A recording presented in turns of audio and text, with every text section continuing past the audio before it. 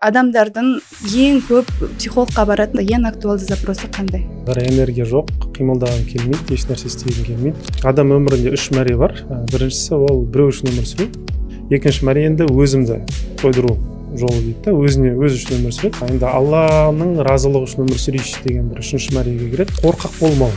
Адам ең көп қорқатын нәрсесі өзін соттаудан қатты қорқады. Я шаршадым, өзіме шынайы болғым келеді. Енді осы мәреме жету үшін қандай амалдар жасауым керек? Сондықтан бір ер адамның батыр болуы үшін оның анасының жүрегі батырдың жүрегі болу керек. Сол кезде ғана ол батыр болады. Әйел адамның соңғы кезде изменасы деген көбейіп кетті. Қоғам ақтап жатқан сияқты. Әйел адамның изменасын бір романтизировать етіп, нәзіктікке.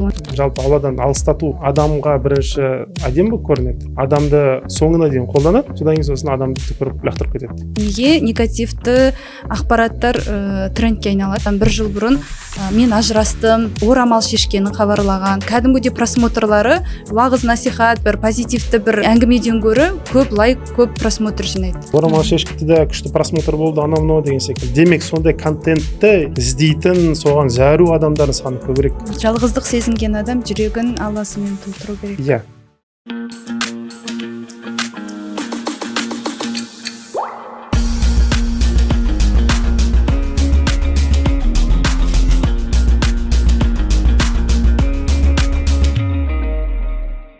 Армысыздар, Витамин сөз подкастының қадірменді көрермендері. Арнамызға қош келдіңіздер. Бұл арнада ақылыңызға ақыл, шабытыңызға шабыт, ойыңызға ой қосатын пайдалы әңгімелер айтылатын болады. Сол себептен арнамызды жоғалтып алмау үшін міндетті түрде дәл қазір жазылып, лайк басып қоюды ұмытпаңыздар. Ал бүгінгі біздің подкастымыздың кезекті құрметті қонағы, еліміздегі беделді танымал психологтардың бірі, ментор, коуч, менің сүйікті ұстаздарымның бірі, ағам Табиғат Қаутай мырза. Ағай, подкастымызға қош келдіңіз. Баршаңыз ассалаумағалейкум, көп рахмет шақырғандарыңызға. Қуаныштымын. Алтын уақытыңызды бөліп, біздің көрермендерге пайдалы болайын деген ниетіңізге Алла тағала разы болсын. Иншалла көрермендерге береке келетін, қайырлы деген ниетпен бисмиллах деп бастасақ. Ең бірінші сұрағым, мүмкін басқа подкасттарда сізге қойылған болады бұл сұрақ, бірақ уақыт ағымымен бұл сұрақтың жауабы мүмкін өзгеріп тұрады деген оймен қайталағым келеді. Ағай, қазір адамдардың ең көп психологқа баратын запросы, ең актуалды запросы қандай? Ең актуалды запросы шаршап қалу. Өшіп қалдым, шаршап қалдым. Әрі қарай энергия жоқ, қимылдағым келмейді, еш нәрсе істегім келмейді, еш нәрсе қызық емес, тіпті күнәлі ләззаттардың өзі қызық емес болып қалған бір халдемін деген сондай запрос. Сондай көп келіп жүр. Әсіресе ерлер тарапынан. Алдында Мәрзия ханыммен біз керісінше әйелдер тарапынан осы шаршау көбірек па деп талқылаған болатынбыз. Жоқ, еркектерде де бар. Бірақ еркектер оны айтпайды да. Көбіне айтпайды. Бірақ ол өте таралған проблема десе де болады, індет десе де болады. Не себептен? Ол мынандай себеп, енді адам өмірінде 3 мәре бар, 3 период дейді ғой.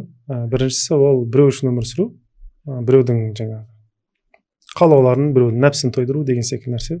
Яғни ортам, менің қоршаған ортам маған не дейді, мен соны істеймін деген секілді. Біреуге дәлелдеу, біреумен жарысу, біреумен өзін салыстыру, біреуге жағымды болу деген осы жаққа кіріп кетеді. Бұның барлығы. Бұл жерде ата-ана да бар, достарым да бар, коллегаларым да бар, барлығы кіреді деген секілді.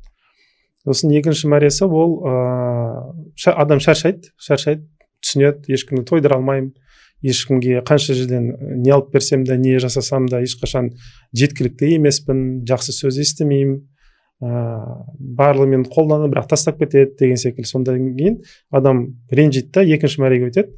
Екінші мәре енді өзімді тойдыру жолы дейді да, өзі үшін өмір сүреді. Бұл жерде енді адам жаңағы психологияда да личные границы деген секілді өзінің бір әлемін құруға тырысады. Өзім білемін дей бастайды. Көбіне бұрын мысалы ата-анасына тыңдайтын сондай бала болса, кейін уже андай қарсы сөйлей бастайды. Мысалы жаңағы достарымен ұрыса бастайды, сендер мені сыйламайсыңдар, мен жаңа образға кірдім деген секілді, мені басқаша жаңаша таныңдар деген секілді сондай нәрсе басталады. Сөйтіп біраз адамдармен жаңа конфликтке кіргеннен кейін өзі үшін бір жол таптым деп алады да, өзін жаңа нәпсімен кетеді, енді өзін нәпсі қалаған жолмен. Бұл мәре біраз уақыт жалғасады, адам өзін тойдырам деп ойлайды, және де ойлайды басқа адамдар тойымсыз, мен жақсымын деп ойлайды. Кейін бірақ бір уақыт келеді өзін тойдырудан да шаршайды. Өйткені өзі де енді басқалар секілді пенде екен, менде де тоймайды екенмін деген секілді. Қай жерге барса да, не алса да, не істесе де, үйін ауыстырса да, көлігін ауыстырса да, не істесе де еш нәрсе оған қызық болмай қалатын бір халге түседі. Бұл жерде енді өз-өзіне ренжиді. Ой, не деген сондай адам едім деген секілді, тоймаймын деген секілді. Бірақ одан кейін өз-өзінен бөліне бастайды. Өзінен бөліну дегенде енді нәпсінің қалауларынан енді Алланың разылығы үшін өмір сүрейінші деген бір үшінші мәреге кіреді. Бұл жерде енді андай біраз ықылас деген нәрсе басталады, Алла ризалығы үшін істей бастайды, көп нәрсені деген сияқты. Енді бұл сыртқы көзге келгенде қатты байқалмауы мүмкін. Мысалы, бірінші мәредегі адам намаз қылса, ол басқалардың көзінше тақуалы болу үшін намаз қылады. Екінші мәредегі адам намаз қылатын болса, ол өзі үшін тақуалы болып көріну үшін қылады. Ал үшінші мәредегі адам намаз қылса, ол Алланың разылығы үшін намаз қыла бастайды да. Бірақ үшеуі де намаз қылып жүруі мүмкін да. Сондықтан осындай нелер болады. Бұл үш мәренің ортасында екі кризис болады. Осы екі кризистарда адам көбіне өшіп қалады. Қалаулардың барлығы өшеді, тоқтайды. Бұны енді неге олай болады дейтін болсақ, ол Алла тағаланың мейірімінен. Өйткені адам бұл өмірде біреуге, Алладан басқа біреуге құл болу үшін келген жоқ қой. Сондықтан бірінші мәреде ол өзін біреуге құл секілді сата береді да. Сондықтан Алла тағала оны істеді, тоқтатады. Қалай тоқтатады? Оның қалауларын өшіре бастайды. Біреуге қызмет ету қалауларын, қызмет емес, біреуге жалтақтау деген қалауларды өшіре бастайды. Өшкеннен кейін сосын барып адам енді өзінің құлы бола бастайды, өз нәпсінің құлы бола бастайды. Ол кезде біраз уақыт өткеннен кейін, тәжірибе жинағаннан кейін Алла тағала ол қалауларды да өшіре бастайды. Нәпсі де көп нәрсе қаламайтын, тойдыра алмайтын, нәпсін тойдыра алмайтын халге түседі. Сосын барып шынайы ақиқи құлшылық бастады, ол Алланың құлы болу деген секілді. Осындай үшінші мәре өтеді. Сондықтан енді жас несіне қарайтын болсақ, бірінші мәре көбіне адамдарда 25, 30, 35 жасқа шейін жалғасады. Бұлар көбіне андай адамдар, андай зарплата жұмыс істейтін, біреу айтқан, біреу шешім қабылдаған жобаларды орындайтын көбіне сондай адамдар. Одан кейін екінші мәре басталғанда, енді ол 30-35 жаста шамамен басталады. Ол жерде ол уже андай фриланс жасағысы келеді, өзім кәсібім болса екен дейді сондай кісілер. Яғни өзімді тойдырайын деген кісілер. Бұлар уже зарплатаға, жалақыға жұмыс істеуге қанағат жасамайды. Бұлар уже андай финансовый независимый дейді ғой, барлығынан ақша жағынан тәуелсіз болу керекпін деген сондай нәрсе басталады. Бұл мәре 40-45 жасқа шейін, кейде 50 жасқа шейін жалғасады адамдарда. Сосын одан кейін үшінші мәре басталады. Адам жасарын жасады, көрерін көрді, қыдыратын қыдырды, дәм тататын нәрсе дәм татты. Одан кейін Алланың өзін іздей бастайды. Өйткені жайлап өзінің денсаулығында, денесінде өлімнің белгілерін көре бастайды. Яғни бұрынғыдай секіре алмаймын, бұрынғыдай жүгіре алмаймын, бұрынғыдай көп нәрсе істей алмаймын. Ақшам бар, бірақ қыдырайын десем қатты шаба алмаймын да, нете алмаймын деген секілді өлімді ойлағандықтан сәл-пәл бүйтіп ана жақты ойлай бастайды да. Сондай бір үшінші мәреге өтеді. Енді үшінші мәредегі кісілер, олар енді бизнеспен немен айналыспайды, көбіне бұлар андай қоғамға пайдалы болатын сондай істермен өзін өлшеуге тырысады. Егер бірінші мәредің адамдар өзінің бағасын, жалақысын көлеммен өлшейтін болса, екінші мәредегі кісілер өзінің бағасын жаңа бизнестерін несімен, масштабымен, көлемімен өлшейтін болса, үшінші мәредегі адамдар, олар енді Алла тағаланы разы ететін жобалар бар ма, қалдырған бір амалым бар ма, адамзатқа қалдырған бір мирасым бар ма деген секілді сондай нәрселермен өзін өлшей бастайды. Өзіне деген самооценкасы өзгеріп тұрады. Ағай, осы мәрелерді адам өзінің даму арқылы руханиятын, құлшылығын жеделдете ала ма? Иә, жеделдете алады, немесе қырсығып қалса созып жіберуі мүмкін. Кейбір кісілер бар енді, олар өмірінің соңына шейін бірінші мәреде жүре беретін адамдар бар. Яғни өмір бойы жаңа басқалардың ойынан шыға алмайтын адамдар да болады, сөйтіп өліп кететін кісілер де болады. Бірақ жалпы мен айтқан, мен бұл адамға орта баппен егер тырысатын болса, осындай неден өтуге болады. Нетуге бола ма? Қысқартуға бола ма мәселесіне қысқартуға болады, иә. Бірақ бұл жерде адам андай қалай десем екен, шешім қабылдады ма, өзінің шешімін жерге таптатпау керек. Яғни мысалы айттым, мен былай істеймін десе, нақты істей алатын сондай адам болса. Және екіншісі өз-өзіне шынайы болса, өз-өзін алдамай. Өйткені көп адам шешім қабылдайды, иә, мен мына жаққа өтемін, мына мәреге өтемін, бүйтем сөйтем деген. Бірақ кейін өз шешіміне өзі өкініп, немесе енді былайда да қарастыруға болады ғой дейді да, өзінің бұрынғы шешімдерін жаңа отмена жасап бүйтіп өшіріп тастайды да, немесе өзгертіп тастайды деген секілді. сол бір қылық жаман. Екіншісі өз-өзін алдайды, өз-өзіне шынайы болмайды. Андай ғой, өйткені бір мәреден екінші мәреге өту, ол өзі адам мойындағысы келмейтін нәрселерді мойындауда. Мысалы, мен ата-анама қызмет етіп жүрмін, алла ата-анамның разылығын алу үшін деп ойлайды адам көбіне. Бірақ негізінде одан емес. Негізінде ол ата-анасына ренжіген, мысалы, жаңа ата-анам маған махаббат бермеді кезінде деген секілді, басқа балалармен салыстырып өсірді мені бауырларымен деген секілді. Сондықтан мен ақша жинап алып, ата-анама жаңа ақшамен дәлелдеткіземін, что мен ең балалардың арасында ең күштісі мен болып шықтым, көршінің баласынан да асқан менмін деген секілді. Сөйтіп кекпен жасауға тырысады, бірақ бұны ата-анама қызмет етіп жүрмін деп үстін жаба салады, бірақ шынында негізінде үлкен реніш жатады да. Осындай мәселелерді мойындай алмайды көп адам, өз-өзіне өтірік айтады. Сондықтан жаңа сіздің сұрағыңызға жауап, енді тездету үшін шешімін жерге таптамау керек, бір шештімен бітті жасау керек, екіншісі өз-өзіне өтірік айтпау керек, нақты мойындау керек. Я шынымен де мен нәпсімнің артынан кетіппін дей алу керек та. Ол өз сезімдерін оқи алу деп айтуға бола ма? Оқи алу дегенде қорқақ болмау десе де болады. Өйткені адам ең көп қорқатын нәрсесі өз-өзін соттаудан қатты қорқады. Ана нәпсінің екінші дәрежесі бар, өз-өзін соттайды нәпсі деген. Адамдар көбісі өзін соттайды. Көбісі соттайды, оның ішінде менде де бармын. Бір нәрсеге жете алмағандықтан, немесе бір қатені жасап қойғандықтан, немесе өз-өзіне күткен секілді адам бола алмағандықтан, енді әртүрлі себептермен өзін соттайды. Сондықтан өз-өзіне өтірік соғатында да содан. Мысалы, андай нәрсе бар да психологияда. Неге кішкентай балалар өтірік айтады дейді, қай уақытта өтірік айтуды үйренеді дейді, ата-анасы қатал болса дейді. Иә, қорыққан адам өтірік айта бастайды. Енді ана алдына келе жатқан күшті бүйтіп тосқауыл жасайтын өзіне күш жоқ, сондықтан бүйтіп өтірікпен бүйтіп шығып кетейін деген секілді нәрсе бар да. Сондықтан өз-өзін соттауды тоқтата алмағандықтан адам өз-өзін өтірік айта бастайды. Жаңа нәпсінің бодауына кеткенін мойындай алмайды, бірақ оны мысалы дін секілді нәрселермен жаба салады. Мысалы айтады, енді шаршап кеткен барлық нәрседен, сосын барып нәпсінің жаңағы ләззатын алып біраз өз-өзін ұйықтатқысы келеді. Сосын алады да екінші әйел, үшінші әйел деген нәрсені нете бастайды. Бірақ айтады, ол мен алла ризалығы үшін жасап жатырмын, дінім рұқсат еткендіктен жасап жатырмын, сүннет қой деп жаңағы үстінен жауап береді енді. Иә, ол сүннет те сүннет, бірақ пайғамбар саллаллаху алейхи вассалам андай қалай десем екен, ләззат үшін үйленген жоқ қой, былайша айтқан егер шынымен нететін болса, қарайтын болса. Бірақ адам, біз енді пенде болғаннан кейін, пайғамбар болмағандықтан біз ләззат үшін істейміз да, бірақ сүннет қой деп үстінен жаба салады да, сондай нәрселер. Ақталу. Иә, сонда ақталу, өзін андай жасыруды, сондай нәрсе бар. Шынайы ниет. Сол. Бізде қазір көрермендер арасында сіздің айтып отырған заттармен келісіп, иә, шаршадым, шешім қабылдадым, өзімен шынайы болғым келеді. Енді осы мәреме жету үшін қандай амалдар жасауым керек деген сұрақ туындаса, қалай жауап берер еді? Енді оны жасаудың бір техникасы деймін ба, енді қазір техника деген нәрсе бар ғой. Оны былай істеуге болады, қағаз бен қалам алып, адам өзінің қалауларын барын жазса. Мен мысалы мынаны қалаймын, мына нәрсені істегім келеді. Істеліне ме, істелінбей ме, күші жете ме, күші жетпей ме, ақшасы жете ме, жетпей ме, барын жазу керек. Армандар деп па? Армандар деуге болады, қалаулар деуге болады. Мақсаттар. Иә, мақсаттарды барын жазып болғаннан кейін, сосын әрбір мақсаттың жанына, жаңағы қалау немесе арман жанына мынау орындалады, егер де мынау болса деп жазу керек. Егер де деген сөз бар ғой, егер де. Бұл біздің қорқыныштарымыз. Яғни, мысалы, айтайын, мен бай боламын, мысалы, мен мақсатым дейік. Мен бай болғым келеді, миллионер болғым келеді дейік, жаздым. Миллионер болғым келеді. Жақсы мақсат? Иә, жақсы мақсат.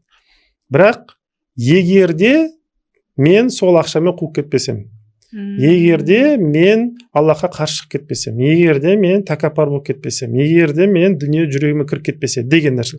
Бұл егердеден кейінгі жазылған барлық нәрсе біздің қорқыныштарымыз. Осы қорқыныштар болғандықтан мен миллионер емеспін. Жеткізе алдым ба? Яғни адамда ылғида не тұрады? Стоп-кран секілді бір нәрсе бар, пойыздарда болады ғой, тартып тұратын, тормоз секілді. Сондай нәрсе тұрады. Біз қалауларымыз былай көтеріледі, бірақ егер де деген нәрселерге қарайды біздің түп санамыз, былайша айтқан уақытта. Жүрегіміз дейікші енді. Сол кезде егер делер көп болса, онда күмән. Бұл егер де деген кейінгі нәрселер күмән болады. Мысалы, мен миллионға қолымда ақша салып жатырмын, бірақ күмәнданамын, мына қол ұстады ма, бітті жүрекке кіріп кетеді деп. Сондықтан мен қолымды созбай ақ қойшы деп, жаңағы отыра тұрайын деген нәрсе басталады. Сондықтан адам бірінші жасайтын нәрсесі бүкіл қалауларын жазу керек. Сосын қалаулардан кейін мынау қалау орындалады, егер де деп бүкіл егерделерін жазу керек. Және үшінші жасайтын нәрсе егерделердің барлығын Аллах Тағалаға айту керек. Қалай айту керек? Екі нәрсе жасау керек. Бірінші тәубе жасау керек. Аллахым, кешірші, мен дүниеден қорқады екенмін, сенен емес. Яғни дүние жаңа жүрегіме кіріп кетеді деп қорықтым ғой. Мен демек дүниеден қорқып тұрмын. Алла Тағала мен қорғайды деп ойлап тұрған жоқпын. Сондықтан мен тәубе етуім керек. Аллахым, кешірші, мен дүние жүрегім кіріп кететінен қорқып тұрмын. Бірақ яғни мен психикамда қуатты, күшті дүниеге беріп тұрмын, саған емес. Ла хауля ла қувата деп тұрған жоқпын. Дүниеде қуат деп ойлап тұрмын, ақшаның күшіне сеніп тұрмын. Сондықтан мен осы нәрсені жасамай тұрмын деп бірінші тәубе ету керек. Одан кейін жаңа тәубемен тазартады жаңа нәрсені, сосын оның орнына дұға жасау керек. Аллахым, қорқатын болсам, қуатты, күшті деп санайтын болсам, тек қана сені ғана санайыншы деп артын дұғамен жабыстыру керек. Жабу керек. Түсіндіре алдың ба? Мысалы басқа мысал келтірейін. Мен жаңағы танымал болғым келеді дейік, иә, мысалы. Танымал болсам, танымал боламын, егер де мақтаншақ болып кетпесем. Хейт көтере алсам. Егер де хейт көтере алсам деген секілді. Сол кезде мен не істеуім керекпін? Алла Тағалаға жаңа айтуым керекпін. Аллахым, кешірші, бірінші тәубе етуім керек. Аллахым, кешірші, мен хейттан қорқамын, сенен емес. Бүкіл пайда да зиян да сенде ғой, бірақ мен ойлап тұрмын, зиян хейтта деп. Сондықтан хейттан қорқып тұрмын, сенен емес. Осы үшін мені кешірші деп бірінші тәубе жасау керек, содан кейін дұға ету керек. Аллахым, тек қана сенен ғана пайда, сенен ғана зиян келетініне көзім жетсінші, осыны маған үйретші, осыған мен сенейінші, осыған иман етейінші, сенен басқа ешкімнен қорықпайын да, сенен басқа ешкім үміттенбейін, болды деп нету керек. Осылай жасалады, иншалла. Машалла, өте керемет техника ғой қолданған адамға. Ағай, жаңағы енді шаршап жүрген адамдар туралы айтып жатырық қой, жаңағы достигаторстводан, әйел болсын, ер адам болсын. Бірақ мен енді әйел адам ретінде осы достигаторствоға қалай ойлайсыз? Ер адамдардан гөрі әйел адамдар қолдарына қылыш алып, найза алып алдыға шығып кеткен сияқты. Шығып кетті, бірақ ол оның да андай субъективті емес, объективті жағы да бар. Яғни болу бәрібір болатын еді бұл мәселе. Неге десеңіздер, өйткені мысалы былай айтайын, енді былай айтайыншы, қазір неге батырлар жоқ? Орта ғасырларда неше түрлі батырларымыз болды, мысалы, Құнанбай деген секілді, мысалы басқа да батырлар көп қой батырларымыз. Неге ондай батырлар кезінде көп болды да қазір жоқ? Себебі ол батырларды, енді ойлаңыз, мысалы сіз анасыз ғой, енді аналар жақсы білу керек. Өзінің ұлын енді майданға соғысқа жіберу оңай нәрсе емес. Ол кім біледі, келе ме, жаназа болып қайта ма деген секілді. Сондықтан бір ер адамның батыр болу үшін оның анасының жүрегі батырдың жүрегі болу керек. Сол кезде ғана ол батыр бола алады. Әйтпесе ол анасы қимай жібермейтін болса, ол андай ғой, енді рухы анасымен қалып қояды да. Ол майданға барған уақытта ол денесі сол жерде, бірақ рухы ана жақта жүреді. Сондықтан ол нете алмайды андай. Енді жаңағы берілетін соғысына беріле алмайды да соңына дейін. Сондықтан батырлар туу үшін бірінші батырларды туа алатын әйелдер болу керек. Сондықтан объективті түрде бірінші адамзат түзелердің алдында бірінші әйелдер түзеледі. Бірінші әйелдер орнына келеді. Бірінші андай әйелдер мықты бола бастайды. Олар мықты болғаннан кейін, одан кейін ол кісілерден туған, ол кісілердің жаңа тәрбиесін сүтін емген жаңа батырлар сол кезде өзін көтере бастайды. Ол өмір бойы солай болғанды, бұл заңдылық секілді бір нәрсе.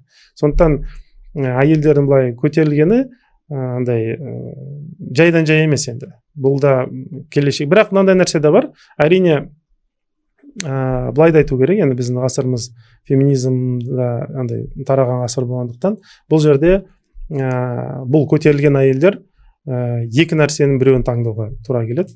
Не ол ер азамат батыр болатын, ер азаматты туа алатын сондай бір әйел болады, өзінің әйел екеніне шүкір ететін, тіпті әйел екеніне қуанатын, өзінің әйелдігін қабылдаған әйелдер болады. Немесе өзінің әйел болып туғанына өкініп, неге мен еркек қылып жаратпадым деп Аллахқа қарсы шығатын феминист әйелдер де болуы мүмкін. Сондықтан күш деген сондай нәрсе ғой. Адамға Алла Тағала күш берген кезде не күшті Алла Тағаланың дініне қызмет ету үшін қолданады, немесе ол дінді құрту үшін қолданады деген секілді. Сондықтан бұл жерде енді бұл жаңа күшейіп келе жатқан қазір әйелдер қауымы бара-бара екіге бөлінеді. Бұл да енді көрініп жатыр. Біреулер жаңағы біздің жаңа діни мәдениет, ұлттық құндылықтарымызды андай қалай десем екен, қорғайтын сондай аналар бір бөлек шығады. сол құндылықтарды таптап, жерге таптап, батыстың бұзылған нәрселерін біз батыстан қалып қойдық, біз сондай бір андай қалып қойған бір халықпыз деп алып, мысалы, сол батыстың кірлас нәрселерін алып келіп, соларды осы жерде пропаганда жасайтын әйелдерде де болады. Осы екі андай қалай топ деймін ба, қалай десем, екеуі бір-бірімен быт-шыт болады деген секілді сондай нәрсе бар да. Сондықтан әрине мынандай нәрсені де білу керек. Қандай әйел күшейсе, демек алдында бір не болады, таңдау беріледі, уақыт өте келе таңдау беріледі. Сол таңдауды енді бір алла біледі енді қалай болатынын, уақыт көрсетер. Жаңа ана деп атсыз ғой, сол кезде мынандай аңыз есіме түсті да, бұрында бір батыр бар екен, болады екен.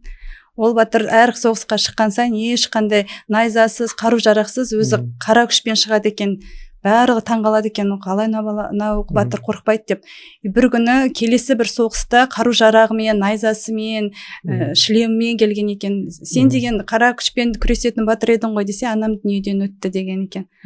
Сонда анасының дұғасына, анасының оған деген сенімінен күш алған батыр. Машалла, машалла. Ағай жаңағынды айтып жатсыз ғой, қоғамда феминизм дамыды деп. Енді білмеймін, менің жеке пікірім, қателессем кешірім сұраймын, бірақ осы тұста қоғамдағы өзекті проблемаларының сол тамырдан тараған сияқты. Жаңағы әйел адамның соңғы кезде изменасы деген көбейіп кетті. Және оны қоғам ақтап жатқан сияқты. Әйел адамның изменасын бір романтизировать етіп, нәзіктікке, оны бір сезімталдыққа сондаймен түсіндіріп жатқан сияқты. Енді біз өтірік емес, андай бір шайтандардың еркін жүретін бір ғасырында өмір сүріп жатырмыз да. Сондықтан енді кез келген күпірлік, кез келген жамандық, ол мен жаманмын деп келмейді, ол мен жақсымын деп келеді да. Сол жер бар да. Сондықтан адамдар не істейді, ол жақсы деп қойнын алады, бірақ кейін сол қойын тесіп кетеді да, құртып кетеді. Сондықтан басында әрине бұның барлығы алдау несінде, енді бірінші этаптарда, бірінші неде алдап келеді, жақсымын деп келеді. Әйелдің несіне басады енді, былайша уақытта көп қой. Бұл өмірде әділетсіздікті көрген әйелдер саны да көп, онда мойындау керек енді, И сол әйелдер қашан біреу маған көмектесер екен, қашан мен біреу түсінер екен, тыңдар екен, қабылдар екен деген әйелдерге осы жерде келіп қабылдайтын адам менмін деп жаңағы күпірлік келеді. Қабылдаған секілді, сен мысалы еркін болуың керексің, тәуелсіз болуың керексің, анау болуың керексің, мынау шешін, бүйт сөйт деген секілді, орамал шеш деген секілді нәрселер айтады. Әйел сосын барып жаңа шешетіні шешеді, ең аз қалған жаңа абыройын бағалын бітшін шығарады. Одан кейін ол әйел уже қолданылған әйел болып жаңа нетеді. Одан кейін ол әйелді сосын барып келесін өтіп кетеді. Былайша уақытта андай ғой, күпірліктің бір жаманы, енді жақсы жер жоқ қой, бірақ күпірлік жалпы Алладан алыстату нелері, бұлар адамға бірінші әдемі болып көрінеді. Адамды соңына дейін қолданады, бүкіл шырынын, бүкіл согын сығып алып. Содан кейін сосын адамды түкіріп лақтырып кетеді. Лақтырылғаннан кейін ол адам бір нәрсе дейін десе, уже оны ешкім керек қылмайтын сондай бір халде болады. Ондай өте көп. Бұл неде де көруге болады. Мысалы, біз психолог болғаннан кейін әртүрлі адамдар келеді, клиент болып, мысалы. Кезінде, мысалы, жезөкшелікпен жаңағы айналысқан әйелдер де болады, мысалы. Олар жаңағы андай, қалай десем екен. Енді мен өзім практикамнан айтайын. Жезөкшелікпен айналысқан әйелдерге жаңағы консультация жасап, олармен сөйлескенде, оларда андай қатты терең қалып қояды. Мен ласпын деген нәрсе қалып қояды да. Ондай адамның қайттан бүйтіп өзіне сеніп, қайттан бүйтіп көтерілуі өте көп жігер керектіреді, көп иман керектіреді, көп рух керектіреді нәрсе да. Ол бұрынғыдай шаттана алмайды, бұрынғыдай қуана алмайды, бұрынғыдай жеңіл бола алмайды да, сондай несі бар. Қалып қояды, өте терең қалып қояды. Қалып қойғандықтан ол адамға енді айтамыз әрине, жаңа не істелу керек, не ету керек, бірақ памятінен жаңа несінен шығара алмайды да, жаңа болған нәрселерді. Сөйтіп өмір бойы бір рухани бір инвалид секілді жаңа сондай болып қалады, өкінішке орай, оны көрдім. Тіпті былай да нетеді, оған көмектескен сайын әр кетші, мен маған көмектеспе, мен біткен адаммын деп өзіңді итеріп тастайды да, өзіңді жаңа нетіп тастайды. Өзінен бас кешіп. Иә, сондай не болады. Тіпті көмектесейін десең, көмектеспейтіндерді бұлар маған айтады, көмектеспей сатқындар дейді. А көмектесетін адамдар сен маған бәрі көмектесе алмайсың, оларды итеріп тастайды. Басқа уақытта сондай жақсылық жасасаң да, не жасасаң да андай жақпай тұрасың да, сол жер қиындау. Өйткені тапталып кеткен, езіліп кеткен да қатты. Өкінішке орай. Ондайларды көрдім мен. Білмеймін, енді ауыр нәрсе айтып кеткен шығармын, бірақ сондай нәрселер бар. Қоғамдағы енді барлық проблемалар жаңағы тәуелділіктен деп жатырмыз ғой. Әйел адамда тәуелділік махаббатқа тәуелділік сияқты. Бір некеде болса да өздерін жалғыздық сезініп, бір махаббатқа құштарлық. Мен оны айналамдағы адамдардан сөздерінен естіп, тыңдап айтып отырмын. Некеде жүріп та өзін жалғыз сезініп, бір махаббатқа, бір сондай тәтті сезімдерге құштар, сол бір сағынышта сөйтіп өмір сүріп. Ол енді мынандай нәрсе, ол тек қана махаббат емес, жалпы андай нәрсе бар ғой, әйелдің ең үлкен сынағы өзінің сұлулығын жасыру дейді. Еркектің ең үлкен сынағы әйелдің сұлулығына қарамау деп айтылады да, мысалы. Енді әйел неге өзінің сұлулығын бір жағынан көрсеткісі келеді? Өйткені сұлулығын көрсету арқылы басқалардың назарын өзіне бұрғысы келеді. Мен туралы ойласын, мен болайын, оның жадында мен ғана жүрейін деген секілді нәрсе бар да.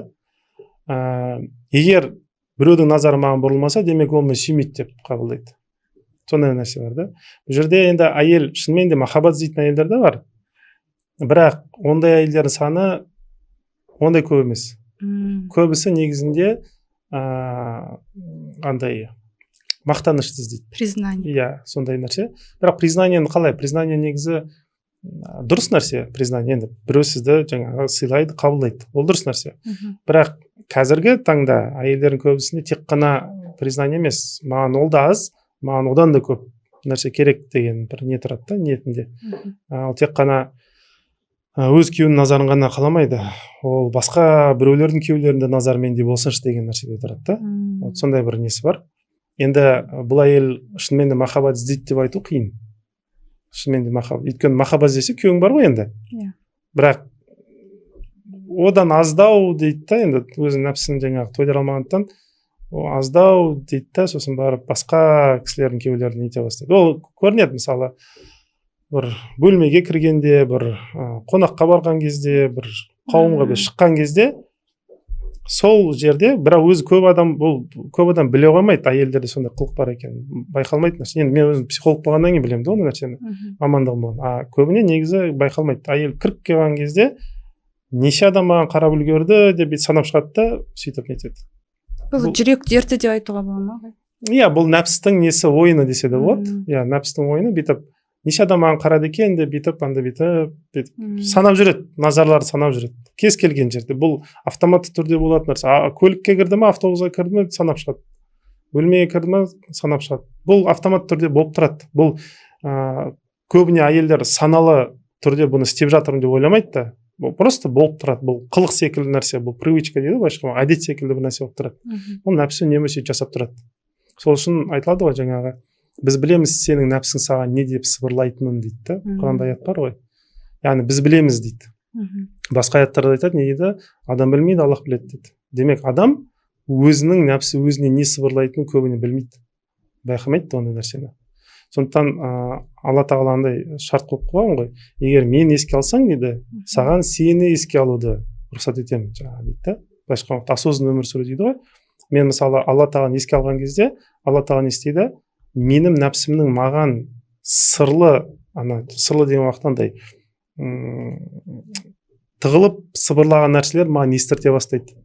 Мен бұған дейін нәпсімнің естімеген қылықтарын, көрмеген, байқамаған қылықтарын байқай бастаймын. Алла тағала сонда шарт қойған. Бірақ егер мен Алла тағаланы еске алмайтын болсам, онда Алла тағала маған өзімнің нәпсімнің маған қандай айла жасап жатқанын сездіртпейді. Мен сөйтіп жүремін. Андай иллюзияда жүремін. Мен қалаймын деп ойлаймын, бірақ негізі нәпсім қалап жатыр. Иә, мысалы оны мен табиғатым, болмысым деп қабылдайды. Мысалы организм керек қылады 100 грамм деген секілді сондай нәрсе жасайды. Иә, бірақ енді ол организм сұрап тұрған жоқ қой, бір нормальный сау организм сұрамайды ондай нәрсені. Бірақ адам сөйтіп өзіне бұрып алады да. Қандай фильтр арқылы түсінеміз. Бұл түсіну мәселесі енді Алланы зікір етсе, еске түсірсе ғана бұл нетеді, адам байқайды ондай нәрсені. Бірақ егер Алла тағаланы еске алмаса, онда ол байқамайды, оны бетіне айтсаңыз да байқамайды оны нәрсені. Мойындамайды көбіне, тұрып алады, сен кімсің маған деген ақыл айтады деген сияқты. Сол үшін ғой Алла тағала қыспақ береді. Адам қысылатын хал. Адам қысылған кезде кімді еске алады? Алланы еске алады. Алла тағала адамды қысу үшін нетпейді. Алла тағаланың жаңа шарт бар ғой енді. Мені еске алсаң, саған шындығыңды көрсетемін деген. Жаңа нәпсінің айлаларын әшкерелігін көрсетемін деген. Сондықтан Алла тағала не істеді? Сол қағидаға адам жету үшін не істеді? Адамды қысып жібереді. Қысқан кезде Алла тағаланы еске алады. Еске алғандықтан Алла тағала оған не істеді? Нәпсінің айлаларын көрсетеді. Сөйтіп адам өзінің қай жерде қателескенін түсінеді де, өзінің өмірін қайтадан түзетіп алады. Сонда өмірінде кез келген бір саласында қиындық көріп, қысылып жүрген адамдар бұл жерде ойлану керек, иә? Өйткені қысылғаннан кейін ғана ғой өмір түзелетін содан. Қысылады адам, сол кезде ойланады да. Қысылады, тәубе етеді. Иә. Алласына барады. Бір енді жылдар бұрын ковид болды ғой мысалы, қаншама нетті. Қаншама адам уәде берді ғой, больницада жатып. Ой, енді шықсам намаз қыламын, ой, енді шықсам бүйтемін, ой, бүйтемін, ой, сөйтемін.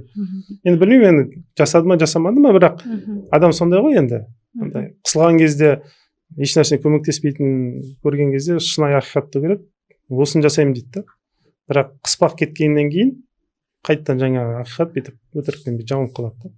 Көбіне. Осы тұрғыда неге адамды Алла тағала ұмытшақ қылып жаратқан? Ұмытшақтық ол бір Алла тағаланың бір жағынан, былай айтайын, Алла тағала адамға бір нәрсе берсе, ол мейірімнен береді.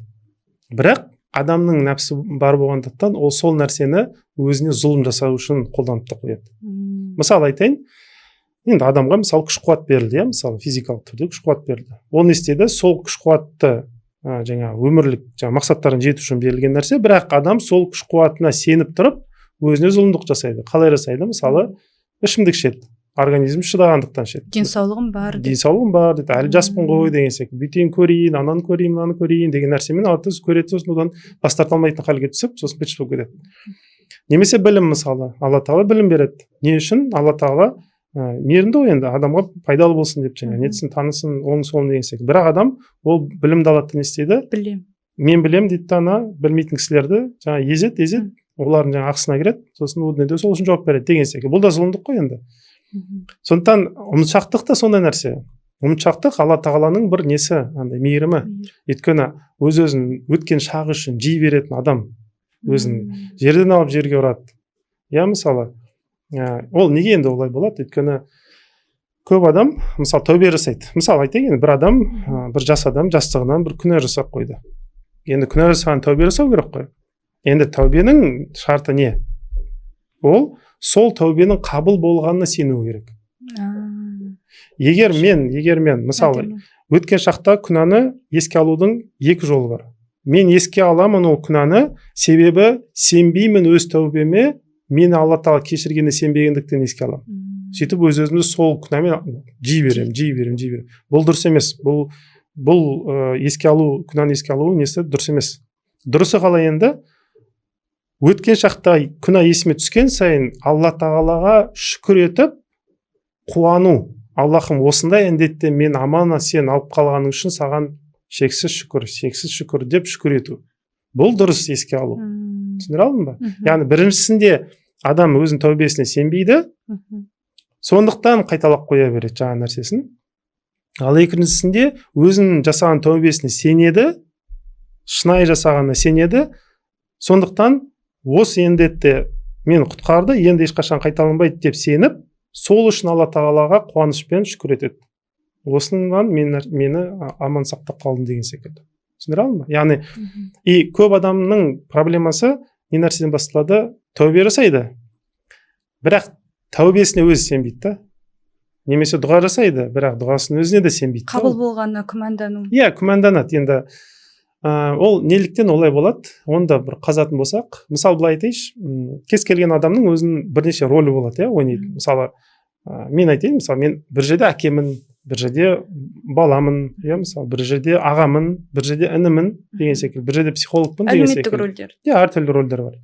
Енді былай айтуға бола ма? Мені, мысалы, сіз тек қана біреудің баласы ретінде ғана көрдіңіз, бірақ қалған рөлдерді көрген жоқсыз. Былай айтуға бола ма? Сіз мені танисыз деп айтуға бола ма? жоқ, айтуға болмайды, иә. Тура сол секілді Алла тағаланың 99 есімі бар. Алла тағаланың бір есімін ғана танып, қалған 98 есімін танымаса адам, мен Алланы таныдым деп айта алмайды ғой. Солай ғой. Сондықтан Алла тағаланы, енді Алла тағала не дейді? Мен Рахманмын, Рахиммін, Маликпін, Сұлтанмын, басқа жаңағы есімдер бар. Осы есімдерге келген кезде Алланы бірінші қай есіммен таниды адам, сол есіміне негізделіп Алла тағаламен қарым-қатынас құрайды. Ол қалай? Мысалы, енді Фатиха сүресі не деп айтқан? Рахман, Рахим, Алланың есімін бастан. Бірінші демек Рахманнан бастау керек. Негізі сол. Сосын барып Рахимге өту керек. Сосын барып Әлхамдулиллахта Хамид деген есім бар. Барлық шүкіршілік оған тән деген, иә. Одан кейін ғана Малик Йаумиддин деп тұрады. Мысалы, Малик есімі 4-ші сондай орындарда. Бірақ көп адам не істейді? Малик есімін Рахман есімінен бұрын қойып қояды. Ол сотшы, ол соттаушы деп. Сондықтан өзінің тәубесіне сенбейтін содан. Құдай білетін күнәмішімен таяқ жеймін дейді да. Жаңағы Алланың Рахман екенін артқа қойып қояды да, Малик екенін бері қойып қояды. Сөйтіп, Алла тағаланы сотшы деп бірінші таниды. Мейірім деп танымайды, сотшы деп. Иә, басқаларына мейірім деп айта береді, бірақ өзіне мейірім деп санамайды. Сосын не істейді? Тіпті былай жанқиялық деп ойлайды ондай нәрсе. Мысалы, кейде адамдарға былай айтамыз да, список жасашы, саған 10 адам жұмаққа кіруіне рұқсат беріледі деп жазсаң, кімді жазар едің деймін. Бәрін жазады, бірақ өзінің есімін сөзге салмайды да. Неге салмайды? Өйткені Алланың Рахман екеніне, басқаларға Рахман екеніне сенеді, бірақ маған лично ол Рахман емес деп ойлайды. Яғни маған лично ол Рахим емес деп ойлайды. Қалғандарына Рахман, маған ондай емес. Бұл анадан неден де келеді? Бала кезде болады ғой, мысалы, ата-ана басқа көршінің ананың балаларына кәмпит береді, маған бірақ кәмпит бермейді. Дегеннен қалыптасады бұл нәрселер. Тура сол секілді Алла тағала барлығын кешіреді, бірақ именно мені кешірмейді деген нәрсе тұрады да. И сол себепті Малик есімін алдына қойғандықтан, енді ойлаңыз, мынандай сұрақ. Мен мысалы Алла тағаланы сотшы деп танысам, иә? Сотшыға қылмыскер өзінің сырын айтқан дұрыс па? Жоқ, айтпайды. Айтпайды. Өйткені ол сырын айтып қойса, сол сырын қолданып, сотта тағы үстінен қосып жүру мүмкін жазаны, солай ғой. Сондықтан мен Алла тағала Малик есімімен бірінші танысам, мен оған сырларын айтқым келмейді. Айтқым келмейді. Былай шын бүйтіп жүрегімді бүйтіп ашып, бүйтіп шын көңіліне сөйлескім келмей тұрады да. Өйткені айтып қойсам, Аллахқа қалай айтамын мен күнәларымды деп нетіп қаламын. Алла тағаланы дос емес, сотшы деп қараймын да. Сол себепті тәубені жасаған уақытта да, былайша айтқанда орысша айтады, ат души дейді, бүкіл көңілмен жасай алмаймын. Дұға жасаған уақытта да бүкіл көңілмен ашып жасай алмаймын. Қорқып тұрамын өйткені. Вдруг мен тәубе жасап жатқан уақытта маған былай деп айтады, ұятсызсың сен, қаншама күнә жасадың, бір тәубемен соны өшіреді дейсің бе деп, сөйтіп ұрысқан секілді қабылдап тұрады да. Сөйтіп өз тәубесіне өзі бүйтіп мүжіліп қалады да. Және өмірде кез келген қиындықтар кездессе, Алладан жазалау деп. Иә, жазалау деп таниды. Жазалау деп таниды.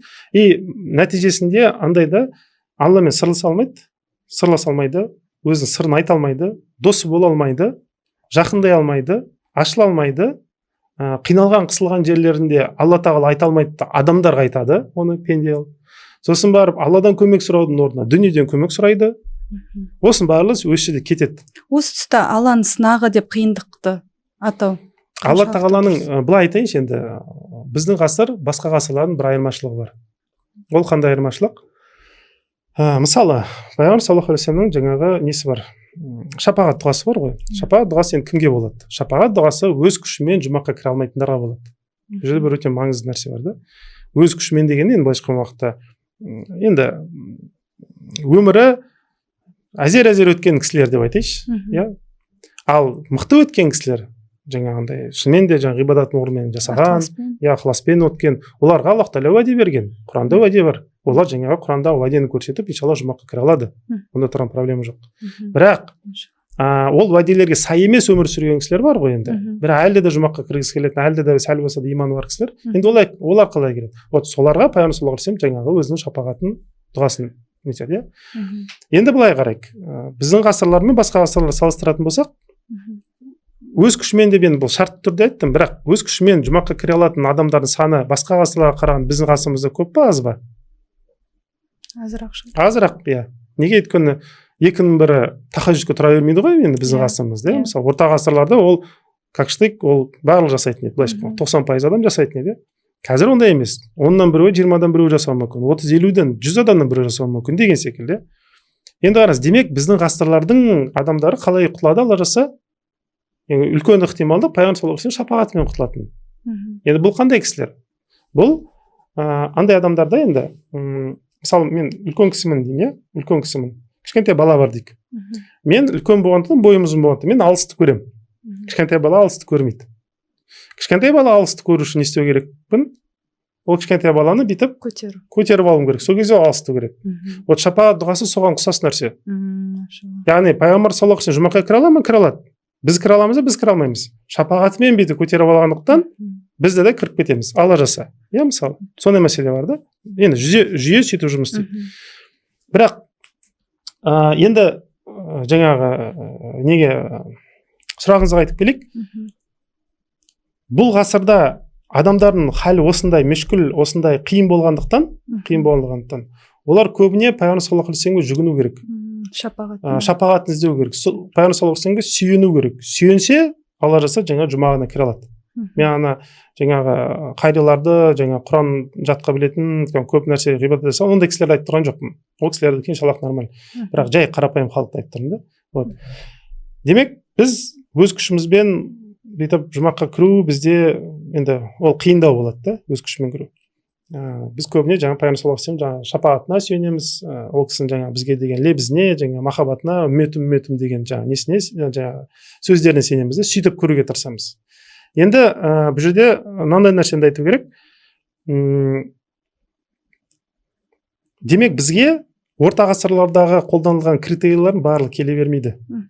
Орта ғасырда қолданылған критерийлердің барлығы келе бермейді. Ол қалай? Мысалы келтірейін сізге. Енді маған мысалы кейде келешектер жазады. Или даже звондайды деп айтайыншы. Телефон шалады, былай деп айтады. Ағай, мен қазір операционында жатырмын. Жарты сағаттан аборт жасағым келеді дейді. Аборт жасағым келеді, не дейсіз дейді да. Мен не деуім керекпін енді? Келіншек звондады. Мен танымаймын ол кісі кім екенін, иә, мысалы, звондады. Сосын басқа оқиғаны алайық. Басқа оқиға тағы бір келіншек звондайды. Жаңа телефон шалады, маған былай дейді: ағай, мен жарты сағат бұрын аборт жасап қойдым. Не дейсіз дейді маған. Енді қараңыз, біреу жасаған жоқ, біреу жасайын деп тұр. Енді Құранда адам өлтіру туралы аяттар бар. Оның да үкімі туралы бар. Оны адам оқыса енді шынымен де қорқынышты, былай қарайтын болсаңыз. Бірақ бір жағынан да күнәларың жаңа аспанға шейін жетсе де кешіремін деп, сен деп неткен үміт беретін аяттар да бар. Енді қараңыздар, адамдар күнә жасамай тұрған кезде оларға ол күнәнің жазасы қандай болатынын бірінші түсіндірілу керек. Өйткені мен не істеуім керекпін? Ол адамды аборт жасаудан ұстап қалуым керекпін. Сондықтан ұстап қалудың несі, жолы қалай? Адам өлтіруге болмайды деймін. Сөйтіп айтамын. Өйткені оның үлкен зардабы бар деп сөйтіп түсіндіремін да, ауыр келеді өз заңында. Ал енді ғана жасап қойған адам, оған қалай айтуым керекпін? Ол бәлкім мен қазір оған, білесің, адам өлтіріп қойдың сен десем, ол барады өзіне қол жұмсап қоюы мүмкін. Ондай да ықтималдық бар ғой. Яғни психологқа не үшін звондайды? Демек, крышадан секірейін деп тұр. Бәлкім. Бір Алла біледі. Ол кезде мен не деуім керекпін? Алланың кешірімі туралы сөйлеуім керек. Солай ғой. Енді қараңыздар. Демек, күнә жасағанға дейін дұрыс адамды шақыру, дұрыс жолға, ол қорқыныш көбірек болады. Дұрыс жолдан тайып кеткен адамдарды шақыру, ол үмітпен болады. Сол үшін айтылған қорқу мен үміттің ортасына жүріңдер дегені. Енді орта ғасырларда адамдар бізге қарағанда, қазіргі ғасырға қарағанда, әлде қайда таза адамдар болды. Әлде қайда зина жоқ, интернет жоқ, анау жоқ, мынау жоқ, таза ғасыр болды. Сондықтан ол жердегі түсіндірілген исламның жаңағы методы, дейікші, мысалы тәсілі, ол қорқыту көбірек болды. Иә, ал біздің ғасырға келген кезде күнәні біз уже жасап қойдық. Уже белшемізбен жүзіп жүрміз. Қазіргі адамдар бір-бірін, біреуінде 100 күнә, біреуінде 99 күнә, ана 99 күнәсі бар, 100 күнәсі барға күледі. Сондай ғасыр бізде. Қазір уже андай біреуді бір нәрсеге әшкерелеп жатқан айыптап жатқан адамның өзінің бірақ күнәсі ғана кем ана адамнан, айыпталған адамнан негізінде ше. Бұрын мысалы таза адаммен сәл бір күнәсі бар адаммен күнәсі жоқ адам бір-бірімен нететін болса, әңгімесі болатын болса, енді былай айтайық, жарайды, күнәсі жоқ демеймін. Бір күнәсі бар мен екі күнәсі бар адамның әңгімесі еді бұрын орта ғасырда. Қазір 2000 күнәсі бар мен 1000 күнәсі бар адамның әңгімесі болып жатыр да біздің ғасырларда, жаңа өз күшімен кіре алмайды дегендер. Сондықтан біздің ғасырдағы енді жаңағы адамдармен жұмыс істеу тәсілі көбірек үміт болу керек. Мына жақта көбірек қорқыныш болатын болса, қазір методика енді үмітке салу керек. Неге? Өйткені қазір екінің бірі зинақор болып кетті, екінің бірі нашақор болып кетті деген секілді, екінің бірі лудомания болып кетті, екінің бірі енді зорлық зомбылық жасаған, біреудің ақысына кірген, пайыз жеген, бүйткен сөйткен деген секілді. Бұндай адамдарға сен тозаққа кіресің деп нететін болса, ол и так кіреміз ғой дейді да нетіп кетеді. Енді бұл жерде тағы бір мәселе бар, интернет мәселесі бар. Интернет көп нәрсені құртты. Қалай құртты? Мысалы, зина жасамаған адам және жасап қойған адам, зина жасамаған адамға зинаның зардабы туралы айтылу керек. Зина жасап қойған адамға Алла тағаланың кешірімі туралы айту керек негізінде. Бірақ қазір интернет жазылады ғой, енді бір уағыз, бір насихат жазылады. Ол сол жердегі айтылған адамдарға негізі арналған нәрсе да. Сол жамағатты жаңағы насихат жасап жатқан имам адам сезеді, көреді, біледі. Жауапкерлігі бар ғой енді, жауапкершілік. Ол соларға арнап айтады да ол нәрсені. Оны сосын біреу камераға жазып алады, жазып алғаннан кейін интернетке жібереді. Енді қараңыз, ол жамағаттың ішінде бәлкім еш зина жасамаған адамдар отырған шығар. Сондықтан ол байқалып болыңдар, таза жүріңдер деп айтады да, мысалы. Тура сол нәрсе интернетте зина жасаған адамдар естіп қойды ол нәрсені. Үмітке түсіп кетеді. Яғни былайша айтқан уақытта қорқытатын аяттарды күнә жасап қойғандар естіп қойды. Ал күнә жасамай әлі таза жүрген адамдар Алла тағала кешіреді ғой деген аяттарды естіп қойды. Нәтижесі не болды? Мынау и так мен күнәһармын ғой деп вообще кетті, мүлдем кетті. Алла тағала кешіреді екен ғой деді да, мынауды өзін ұстай алмай ол да кетті. Сөйтіп кеткен сайын кетті. Көрдіңіз, орын-орынмен насихат сондай нәрсе. Насихат орысша айтайыншы, конкретно біреуге айтылу керек та. Міндетті түрде мынағанын айтылу керек, міндетті түрде мына уақытта, мына жерде, мына сабаққа байланысты, мына ой өрісіне, мына қабылдауына бағытталу керек. Адресті түрде былайша айтқан уақытта неғыз осыған айтылу керек. Ал жаппай барлығын айтылған кезде жайылып кетсе, шайылып кетсе, ол кезде андай біреуге былай айтады, біреуге былай айтады, сосын в общем жалпы айтқан уақытта көп адам шайып кетеді да. И адамдар сол үшін күнә жасаған адамдар дінге шошиды, қорқады, таза жүрген адамдар дінді сыйламайды. Былай қарайды, бәрі кешіреді ғой дейді да. Алла тағала мейірімді ғой дейді, ұра береді да күнәсін. Былайша айтқан уақытта дін не адамдар ұстай алмай қалды, алыста тұрғанды қорқытты, жақында тұрғанды ұстай алмай қалды. И сөйтіп кетті. Мәселе дінде емес. Просто бұл жерде интернет мына барлық енді ақпараттың жайылып кетуі бір жағынан жақсы да шығар, кейбір кісілер ауылдағы адамдар мысалы енді кітабы жоқ, несі жоқ адамдар оқуына жақсы шығар. Бірақ жалпы көрілмейтін, естілмейтін ақпараттарды болады. Ол ақпараттарды алып естіп қойып өзінен бір үкім шығарып алып сосын барып ұрып жіберіп ол өте үлкен зияны бар да. Ағай, мен ойымды оқып қойдыңыз. Осы тұста интернетте мынаны сұрағым келген, неге негативті ақпараттар трендке айналады? Мысалы, осыдан 1 жыл бұрын мен ажырастым деп жария салып, сөйткен мысалы тренд болып кетті әйел адамдар арасында. Кейін осы жақында орамал шешкенін хабарлаған. Олар кәдімгідей просмотрлары уағыз насихат, бір позитивті бір әңгімеден гөрі көп лайк, көп просмотр жинайды. Енді бұл мынандай нәрсе, бұрын бір оқиға болған. Оқиға дегенде былай. Бір кісі айран сатады екен. Айран сатқанда жаңағы таза айран сатады да. Күніне 15 баклажка сатады екен. 15 ыдыс сатады. Жандағы бір кісі айранға су қосады екен де, күніне 85 баклажка сатады екен. Сосын адам ойланады, енді мен таза істеймін, Алладан қорқып істеймін, берекет қайда Алланың деген секілді жаңағы. Енді ішіне сыймайды да былайша айтқанда. Сосын бір имамға айтады, имеке дейді, анау қалай енді дейді, Алла тағала берем деп уәде беріп еді, анау өтірік істеп жатыр, мен көріп тұрмын ғой дейді да. Сосын жаңағы имеке айтады, енді сен де су қос дейді енді. Қалай дейді, енді ана психолог қой уже, имам тоже түсініп тұр да, ана су қосқысы келіп тұрғанын түсініп тұр ғой енді. Ал істе дейді да, жаңағы істейді. Жаңағы істейді. Су қосып еді, продажасы жаңағы көтеріліп кетеді, ой ол да сата бастайды, шошиды. Сосын бұл ана кір нәрсені көрді ғой, көңілі жеркенеді да, сосын барып істегің келмейтінін түсінеді. Яғни кейде адамға андай жаман нәрсенің жаман екен дәмін көріп барып бас тартқан әлде қайда жақсы. Чем андай жаман нәрсе өмір бойы қызығып шіркін мынандай бір дәмін көрмей кеттік ау дегенге қарағанда. Түсіндіре алдым ба? Сондықтан енді бұл да қауіпті нәрсе негізі, былай жалпы айтатын болсаң. Кей адамдар жаңағы дәмін көрейін деп вообще кетіп қалатын адамдар да бар. Бірақ дегенмен де жаңағы бұл оқиғада сондай нәрсе болады.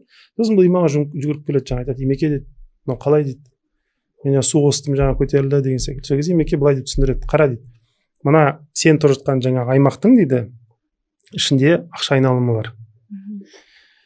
85% сол экономиканың ақшасы кір. Пайыз бар, анау бар. 15% таза ақша айналып жатыр дейді да. Алла тағаланың уәдесі бар ғой дейді жаңағы. Екі ағынды бір-біріне араластырмаймыз деген. Иә? Бұл ағын мәселесі негізі үш нәрсеге қолданылады.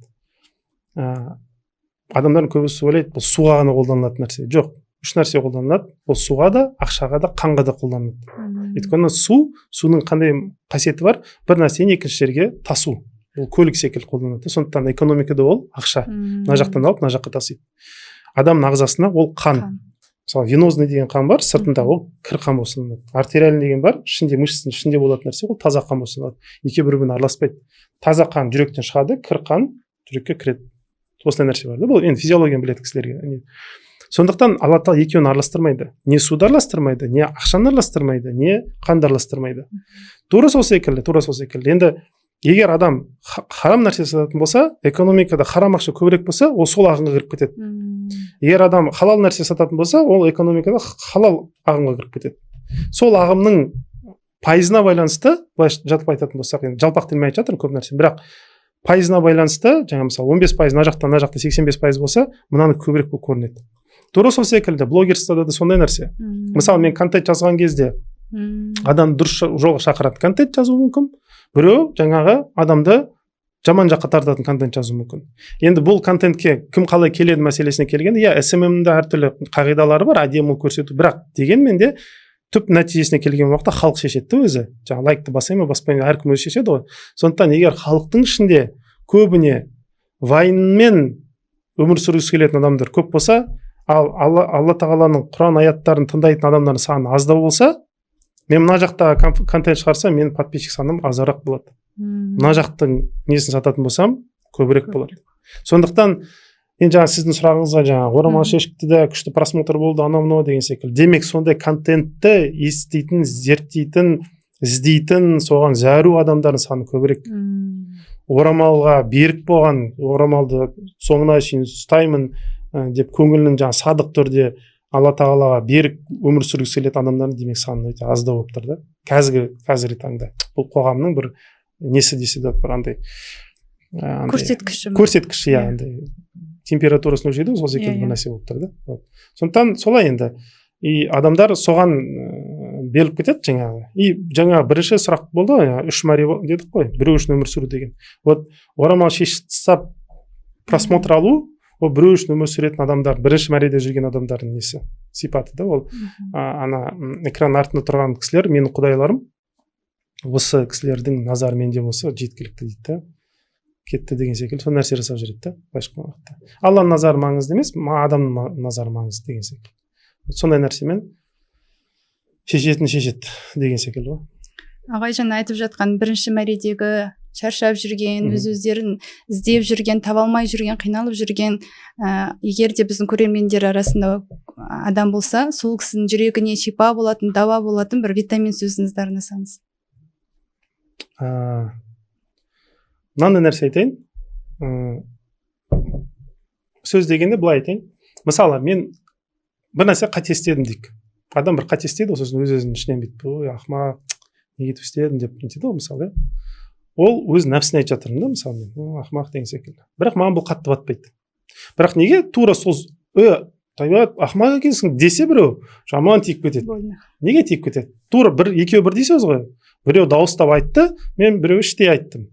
Себебі былай, нәпспен жұмыс істеген кезде адам нәпсімен дауыстап сөйлесу керек.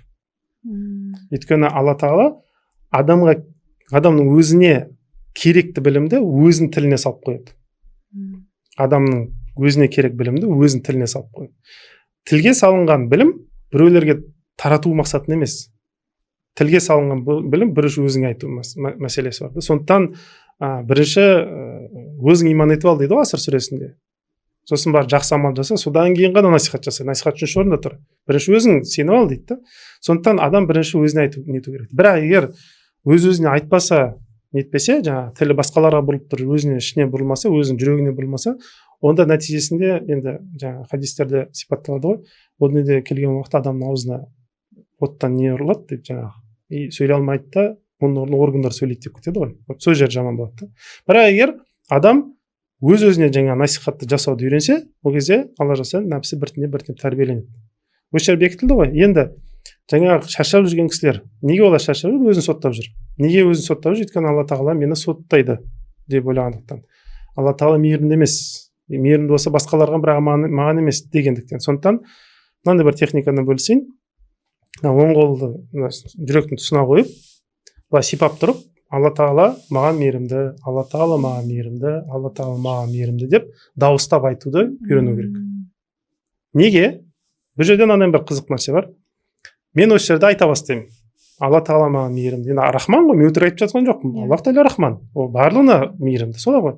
Алла тағала маған мейірімді, алла тағала маған мейірімді, алла тағала маған мейірімді.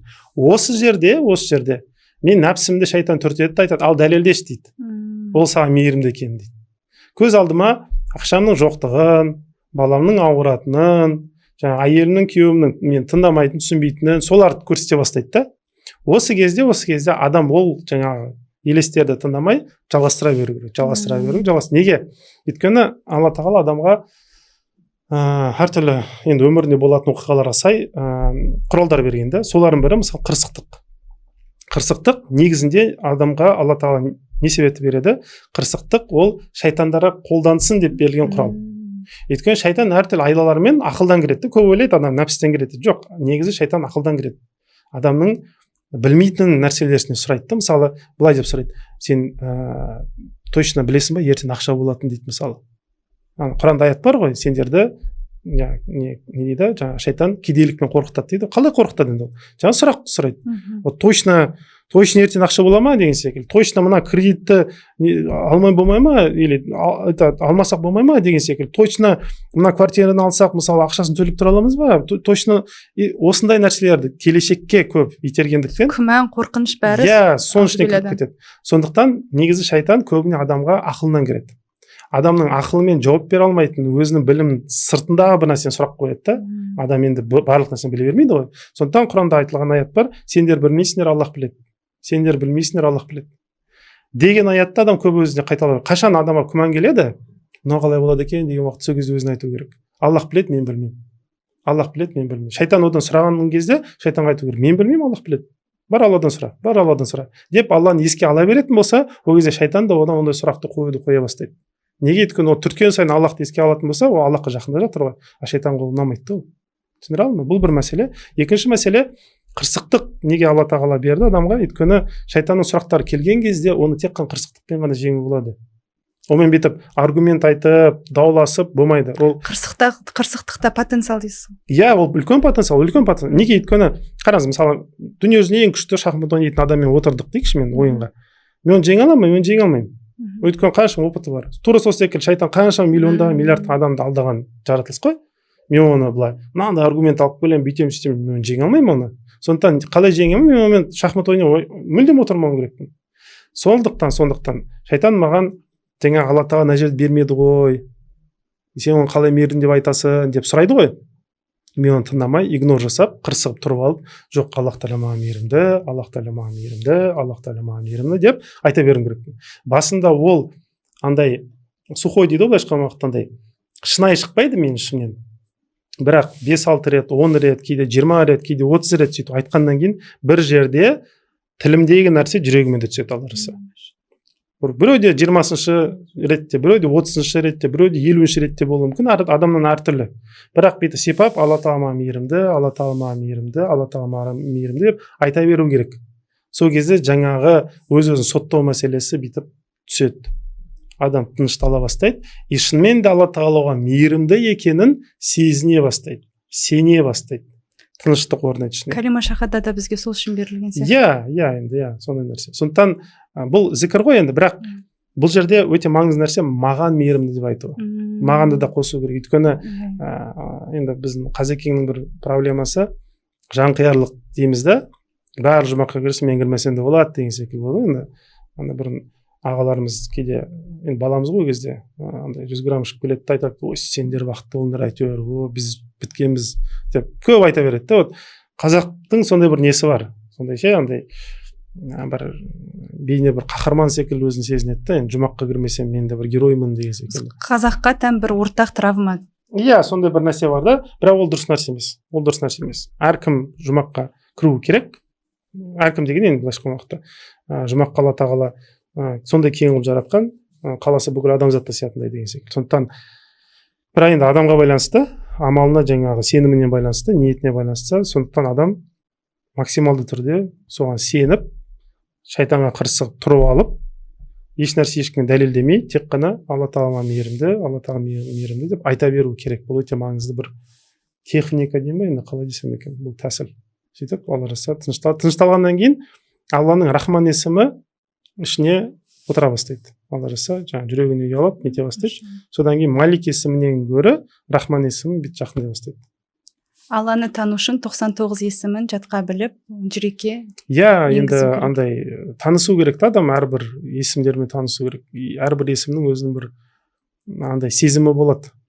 Бір есім, Алла тағаланың бір есімінен адамға нұр түскен кезде ол сезім ретінде сездіріледі. Мысалы келтірейін, Алла тағаланың Ар-Разақ есімі бар, иә, ризықтандырушы. Ол есім жаңа нұр болып түскен кезде адам аштық сезінеді. Аш болады, бір нәрсе қалап тұрады, аштық. Сол аштықпен Алладан сұра деген. Енді Алла тағала жаңа аштықты салады, осы аштықпен келді, менен сұра, мен саған жаңа ризықты берейін деген. Қалау деп айтсақ болады. Қалау десе де болады. Немесе Алла тағала Шафи есімі бар, иә, мысалы шипа беруші. Ол кезде Алла тағала не істейді? Бір жерін ауру секілді сезім келеді, иә, бір жер ауырып тұрады. Сосын сол сезіммен Алла тағала сұрайды, Алла тағала шипа береді деген секілді. Басқаша не айтайын? Мысалы Алла тағаланың Әл-Уали деген есім бар. Дос деген мағынаны білдіреді, мысалы, иә. Енді достығы қалай білдіріледі? Адамға келетін сезім ол жалғыздық сезінсе. Ешкім мені түсінбейді, мен жалғыз қалдым, ешкім мені қабылдамайды, ешкім менімен санаспайды, ешкім мені сыйламайды деп жалғыз қалып қояды ғой. Сол жалғыздық негізінде адам жалғыз қалған кезде не істейді? Ешкім маған дос емес екен, онда Алла тағаланың өзі маған дос деп Аллахқа жақындасын деп. Сондықтан Әл-Уали есімінің жаңа нұры түскенде адам жалғыз сезінеді өзін. Жалғыз сәттерде ол былайша айтқанда жалғыз сәттер, жалғыздық, адамның жалғыздық сезінген сәттері, ол Алла тағаланың Вали есімі оның былай жүрегін тоқылдатып жатыр деген сөз. Кіргізесің ба мен деген секілді. Мен барлық сенен бас тартты, бірақ менің достығымды қабылдайсың ба деген. Жалғыздық сезінген адам жүрегін Алласымен толтыру керек. Иә. Или мысалы тағы бір мысал келтірейін, Аллахтың Қариб деген есімі бар. Қариб деген андай жақын деген мағынаны білдіреді, өте жақын. Қариб деген сөз бен құрбан деген сөз бір түбірлес сөздер. Бұл не деген сөз? Қариб, мен саған жақынмын, жақындықты сездіру үшін, онда маған жақындау үшін сен бір нәрсеңді құрбан ет деген. Былайша айтқан уақытта қашан адамға андай нәрсе таңдау келіп қалады ғой, не Алланы таңдайын, не нәпсінің қалауын таңдайын, не Алланы таңдайын, не нәпсінің бір выгодасын жаңағы несін таңдайын деген уақытта бұл оқиға Аллахтың Қариб есімі оған айтып тұр да, мынадан бас тартсаң маған жақын боласың деген секілді. Сондықтан ол не істеу керек? Ана жерде енді жүгері жаңа иманы несі жетсе, шешімі жетсе, жаңа жерде нәпсінің бір қалауын бүйтіп құрбан етіп жүру керек. Құрбан етіп жүру керек, Аллахым сен үшін осыдан бас тарттым деп. Сол кезде Қариб есімі нұры бүйтіп ашылып, жаңа жүрегі Аллахқа одан сайын жақын бола бастайды деген секілді. Яғни әрбір есім Алланың әрбір есімі адам бойында көрінер алдында міндетті түрде адам бір оқиғадан бір сезімнен өтеді, бір таңдаудан өтеді. Сол таңдау кезінде Алланы таңдаса болды. Иншаллах жаңағы есімдерді ашылып нұры түсе бастайды десе де болады. Машалла, Алла разы болсын ағай. Керемет, енді екі дүниеде қолданатын формулалар, инструкциялар айтылды. Біздің көрермендерімізге пайдалы ақпарат біліміңізбен бөліскен үшін рахмет.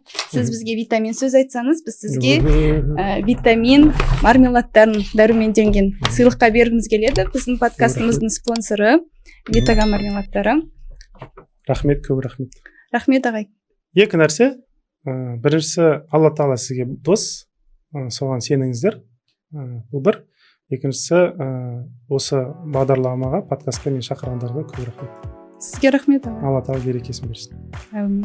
Берекесі болсын.